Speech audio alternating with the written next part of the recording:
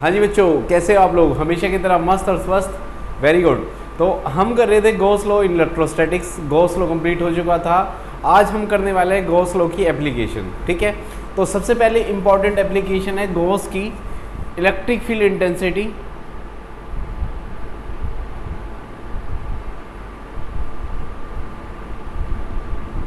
Due to uniformly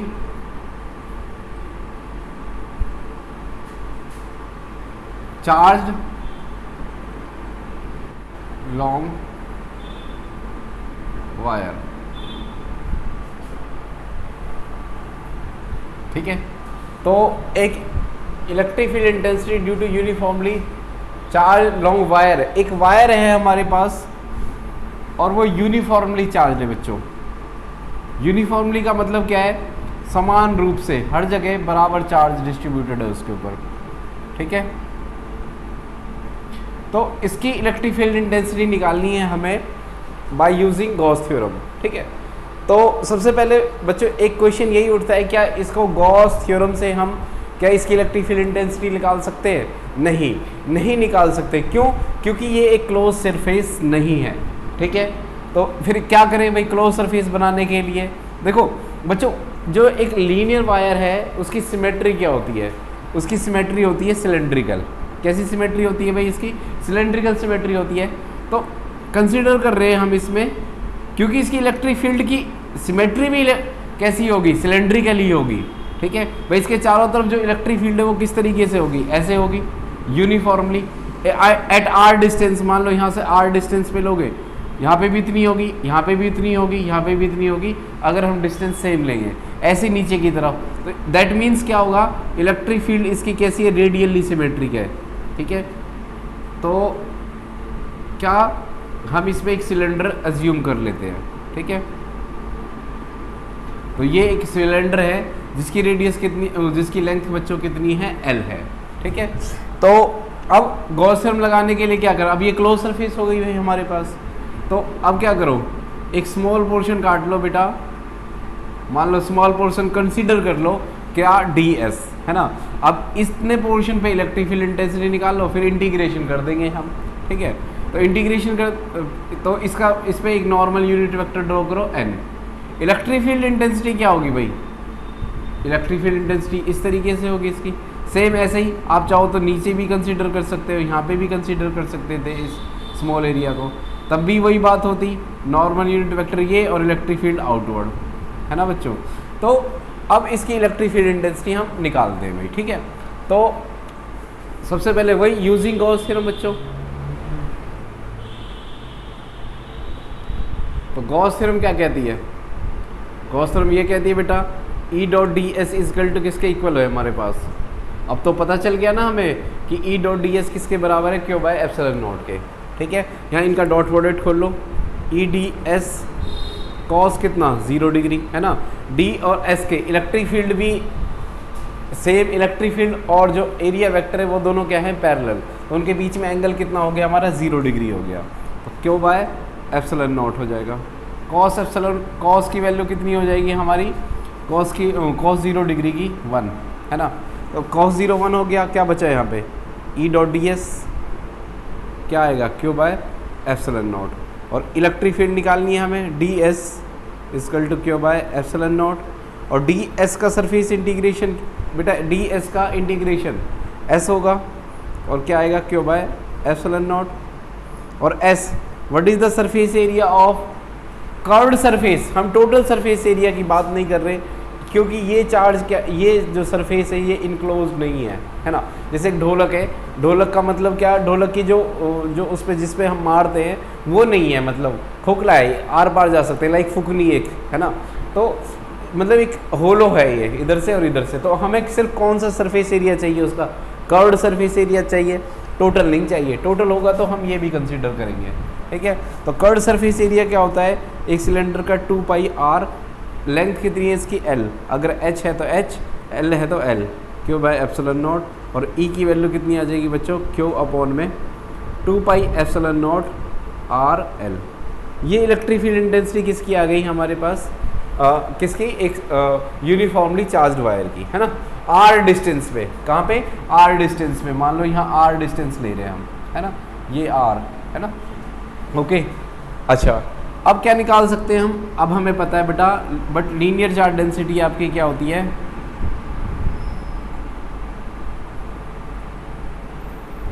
linear charge density आपकी होती है लैम्बडा।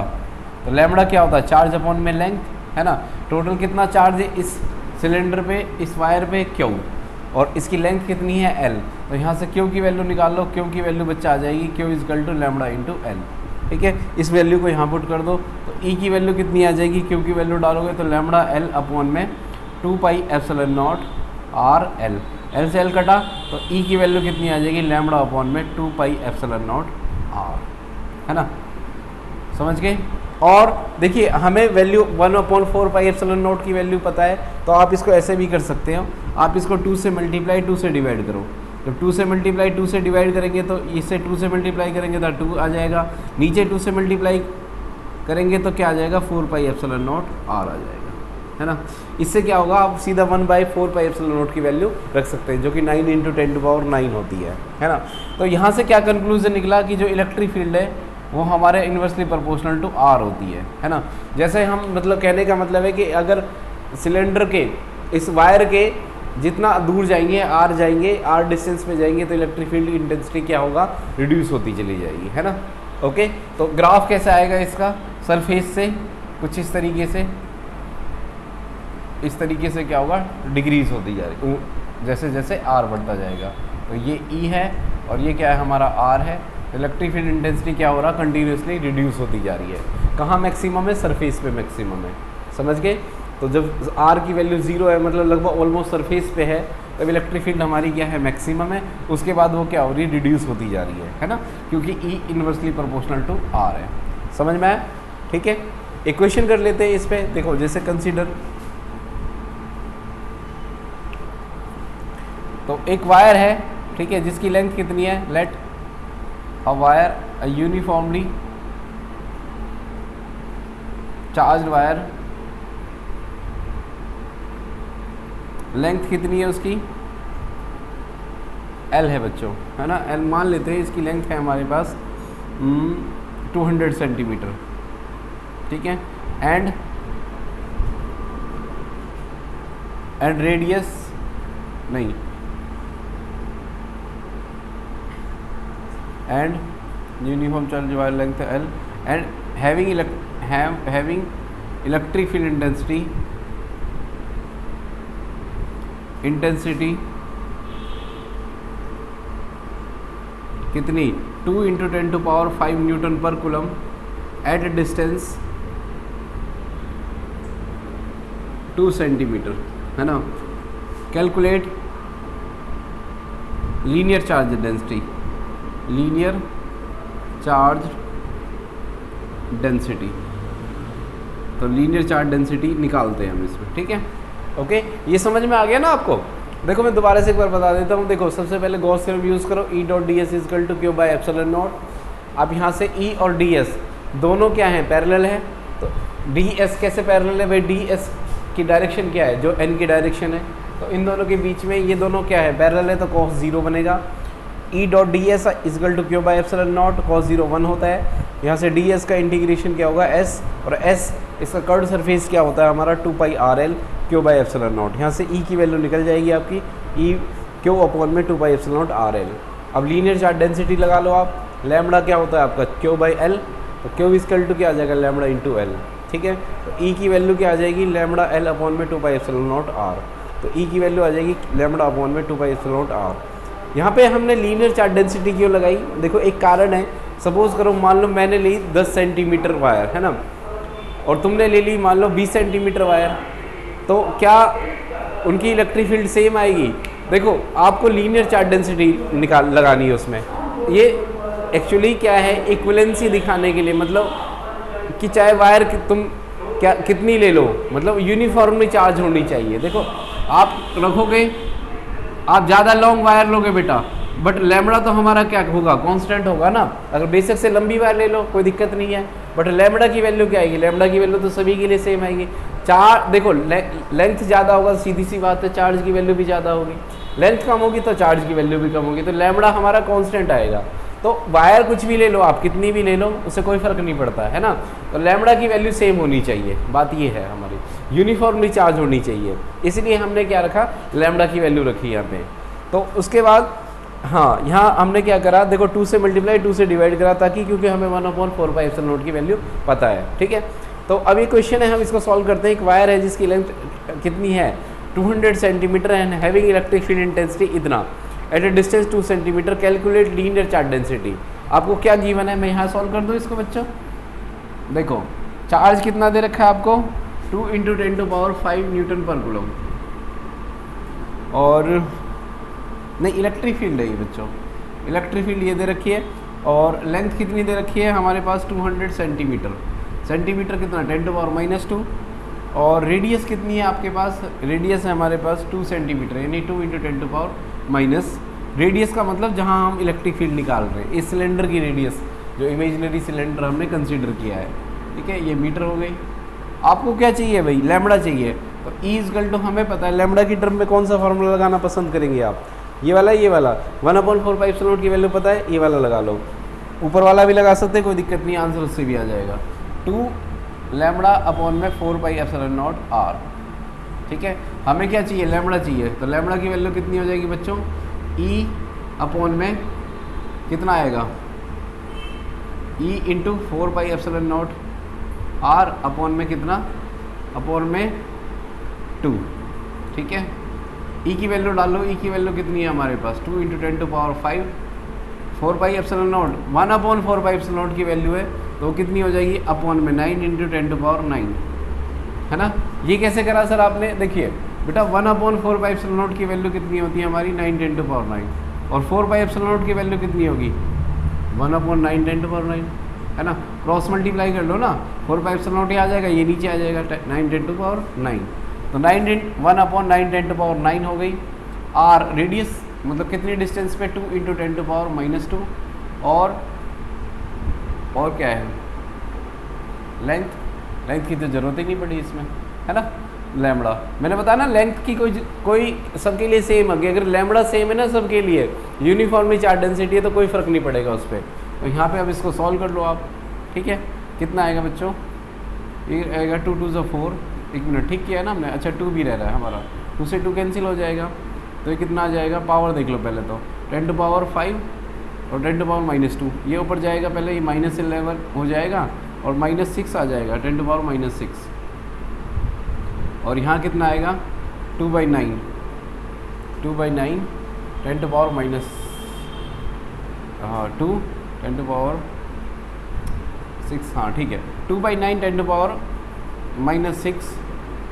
लीनियर चार्ज डेंसिटी की यूनिट क्या होती है, लैम्बडा की यूनिट क्या होगी, चार्ज अपॉन लेंथ, यानी कूलम पर मीटर, तो क्या आ जाएगा कूलम पर मीटर, ठीक है बच्चों। तो ये आपकी क्या आएगी, लीनियर चार्ज डेंसिटी की वैल्यू हो जाएगी। समझ में आया क्वेश्चन, ठीक है, इजी है, ज़्यादा हार्ड नहीं है, ठीक है, बेसिक क्वेश्चन है, सिर्फ फॉर्मूला बेस्ड है आपको, ठीक है। एप्लीकेशन करते हैं हम इसकी, electric field intensity due to spherical charge shell, spherical charged shell, एक स्फेरिकल चार्ज शेल है हमारे पास, उसकी इलेक्ट्रिक फील्ड इंटेंसिटी निकालनी है। तो एक इलेक्ट्रिक फील्ड इंटेंसिटी निकालिए, देखो ये एक स्फेरिकल चार्ज शेल है, तो ये क्या है, यूनिफॉर्मली चार्ज है बच्चे, यूनिफॉर्मली चार्ज है इस स्फीयर पे। शेल का मतलब अंदर से खोखला है, शेल उसको बोलते हैं जिसके अंदर कोई मीडियम नहीं है, अंदर से वैकेंट है ये, ठीक है, खाली है। चार्ज कहाँ है, सिर्फ सरफेस पे, और ये यूनिफॉर्मली डिस्ट्रीब्यूटेड है ना। इसका सेंटर कितना है बच्चे, इसका सेंटर कितना है r रेडी, ठीक है, कहाँ सेंटर से, इसका सेंटर O है, और रेडियस कितनी है r है। हमें इसकी इलेक्ट्रिक फील्ड इंटेंसिटी 3 जगह निकालनी है, E अंदर, इनसाइड सरफेस पे, और कहीं बाहर, यहाँ कहीं P पॉइंट पे r डिस्टेंस पे, इस स्फीयर के बाहर कहीं पे, जिसकी रेडियस कितनी है, यहाँ से हम यहाँ से यहाँ तक एक r यहाँ मान लेते हैं, है ना, ठीक है। तो हमें 3 जगह निकालनी है बच्चे, कहाँ पे, सरफेस पे, इनसाइड और आउटर सरफेस पे, ई आउटसाइड, ठीक है। तो हम सबसे पहले कहाँ निकालते हैं, सरफेस पे ही निकालते हैं सबसे पहले। देखिए सरफेस पे क्या होगा, वही ये मैं एक छोटा सा सरफेस एरिया ds कंसीडर कर रहा हूँ, इस पे निकाल लेंगे तो हम टोटल इंटीग्रेशन कर देंगे तो टोटल फील्ड निकल जाएगी हमें। इसकी डायरेक्शन कितनी है, n है। इलेक्ट्रिक फील्ड इंटेंसिटी क्या है बच्चा, सरफेस, इसकी इलेक्ट्रिक फील्ड इंटेंसिटी क्या होगी, E होगी, है ना। देखो परपेंडिकुलर होती है सरफेस के, नॉर्मली होती है, तो इलेक्ट्रिक फील्ड इंटेंसिटी भी उसी तरफ होगी, है ना। गॉस थ्योरम लगाओ बच्चों। तो सबसे पहले हम कहाँ निकाल रहे हैं, सरफेस पे निकाल रहे हैं, ठीक है। तो सरफेस पे निकाल रहे हैं, गॉस थ्योरम लगा दो बेटा कि हाँ E dot D S is equal to Q by epsilon naught, है ना। पता है हमें गॉस थ्योरम, डॉट प्रोडक्ट कर लो, ई डी एस कितना आ जाएगा, कॉस जीरो। क्यों, इलेक्ट्रिक फील्ड और जो एरिया वेक्टर है उसकी डायरेक्शन क्या है, सेम है, तो क्या आ जाएगा, Q by epsilon not. Cos zero कितना होता है बेटा, कॉस जीरो 1 होता है, तो क्या आ जाएगा, E dot D S is equal to क्या आ जाएगा, क्यू बाय एप्सिलॉन नॉट आ जाएगा। ई बाहर आ जाएगा, D S is equal to Q by epsilon naught आ जाएगा। और ई और डी एस का surface area, what is the surface area of sphere, 4 pi R square, तो क्या आएगा, क्यू बाय एप्सिलॉन नॉट। तो ई इजकल टू कितना आएगा, Q by 4 pi epsilon naught R square, है ना। तो ये इलेक्ट्रिक फील्ड आएगी कहाँ पे, हमारी सरफेस के अंदर, जो सरफेस, ठीक है, आर डिस्टेंस पे, है ना। भाई देखो इस जो स्फेरिकल सेल है इसकी कुछ ना कुछ तो रेडियस होगी, है ना, कुछ ना कुछ तो रेडियस होगी, तो वो इलेक्ट्रिक फील्ड इंटेंसिटी सेंटर से कितनी डिस्टेंस पे, आर डिस्टेंस पे इतनी होगी, है ना। लाइक पॉइंट चार्ज की इलेक्ट्रिक फील्ड एक तरीके से ही है, बिल्कुल सेम चीज़ है ना। ये सेम इलेक्ट्रिक फील्ड इंटेंसिटी किसकी आ रही थी, पॉइंट चार्ज जब कहाँ पे रखा हुआ था, क्या फ़र्क पड़ता है, सेम ही चार्ज अगर मान लो यहाँ पे कहाँ पे रखा हो, वो सेंटर पे रखा हुआ और आर डिस्टेंस पे वही इलेक्ट्रिक फील्ड आएगी, इसका मतलब यहाँ पे, है ना। तो मतलब पॉइंट चार्ज की इलेक्ट्रिक फील्ड और स्फेरिकल चार्ज शेल की जो इलेक्ट्रिक फील्ड है आर डिस्टेंस पे सेम आती है बच्चा, ठीक है। ये कहाँ आया आपका, सरफेस पे आया, ठीक है।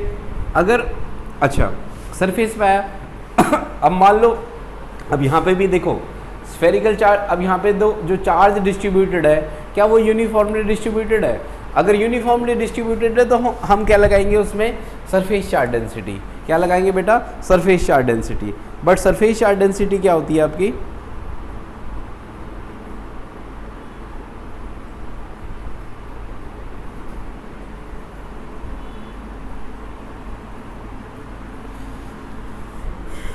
सिग्मा, और उसको क्या किससे रिप्रेजेंट करते हैं, चार्ज अपॉन में सरफेस एरिया।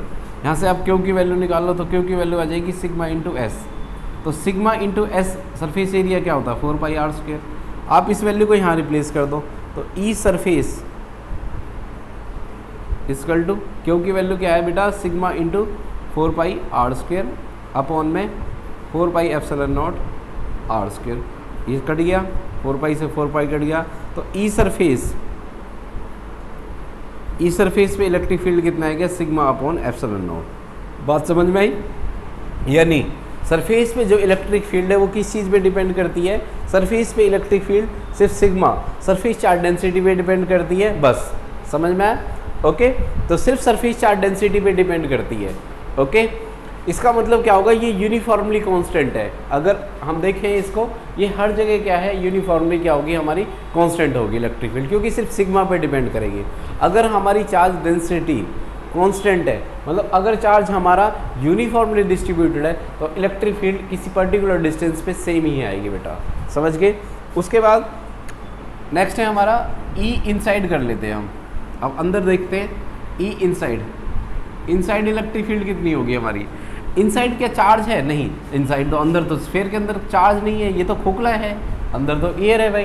तो ई इनसाइड जब चार्ज 0 हो जाएगा बेटा, क्यू की वैल्यू 0 हो जाएगी, तो 4 बाई एप्सिलॉन नॉट किसी भी पर्टिकुलर डिस्टेंस पे क्या होगा, ई इनसाइड हमारी क्या हो जाएगी, 0 हो जाएगी, ठीक है। ये कहना तो बिल्कुल ही ठीक है, इसको लिखने की कोई ज़रूरत नहीं है। तो क्या आ जाएगा, ई इनसाइड इक्वल टू क्या आ जाएगा हमारा 0, क्यों, बिकॉज हमारा क्यू इनसाइड क्या है, हमारा 0 है, चार्ज इनसाइड हमारा बेटा क्या है, 0 है, ठीक है। उसके बाद हम बाहर देख लेते हैं, कहीं ई आउटसाइड देख लेते हैं। तो आउटसाइड में क्या होगा, वही अगेन आप इसको सॉल्व करो अगेन, ठीक है। कहाँ पे, किसी पर्टिकुलर डिस्टेंस पे, यहाँ पे आर की जगह क्या आ जाएगा आपका, आर आ जाएगा, बस इसको सॉल्व कर लो अगेन, यहाँ सॉल्व करते रहो उस स्फीयर के लिए। मान लो इस, अब हमें कहाँ निकालना है, इस आउटर सरफेस पे निकालना है। तो यहाँ पे आउटर सरफेस पे आर की वैल्यू क्या हो जाएगी, आर की वैल्यू क्या हो जाएगी आपकी, आर की वैल्यू कैपिटल आर के बराबर आ जाएगी। भाई जहाँ पे चाहिए हमें, तो E इक्वल टू कितना आ जाएगा, Q by epsilon naught R square, है ना। तो इसका मतलब इलेक्ट्रिक फील्ड हमारी इन्वर्सली प्रोपोर्शनल किसके, आर स्क्वायर के। ग्राफ से और अच्छे से समझ में आएगा, ग्राफ देख लेते हैं हम जरा। देखो बहुत ध्यान से समझना ग्राफ इसका, इलेक्ट्रिक फील्ड इंटेंसिटी और डिस्टेंस का।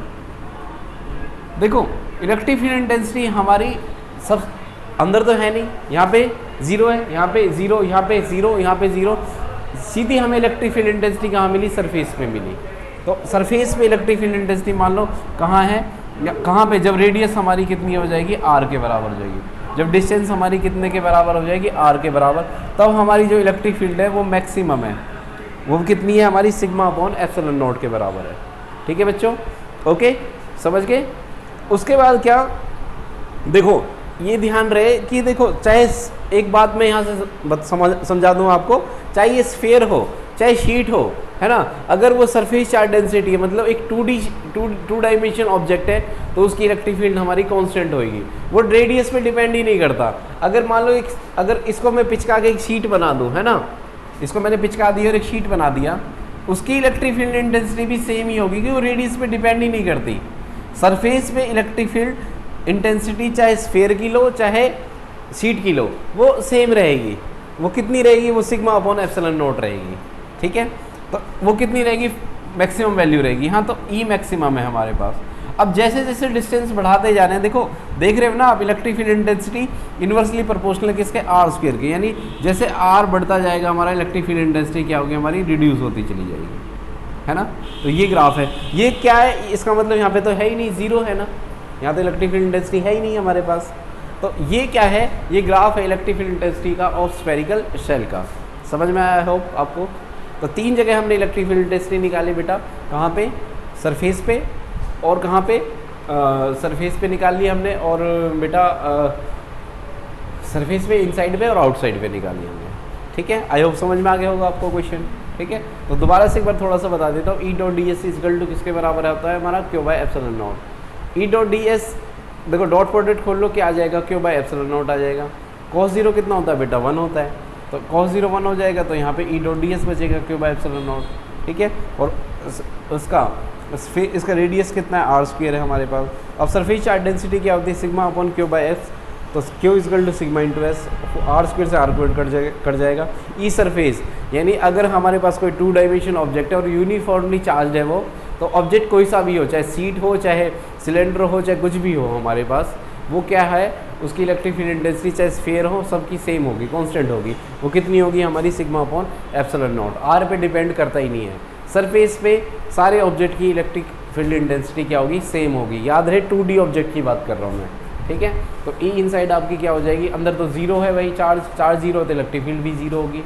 इसको इलेक्ट्रोस्टैटिक शील्डिंग बोलेंगे। इतने एरिया में इलेक्ट्रिक फील्ड नहीं है ना, तो इलेक्ट्रिक फील्ड नहीं है, इसका मतलब क्या हुआ, इस एरिया को इलेक्ट्रिक फील्ड रीजन से हम प्रोटेक्ट कर सकते हैं, और उसी को हम बोलते हैं इलेक्ट्रोस्टैटिक शील्डिंग। आगे जाके पढ़ेंगे आप ये।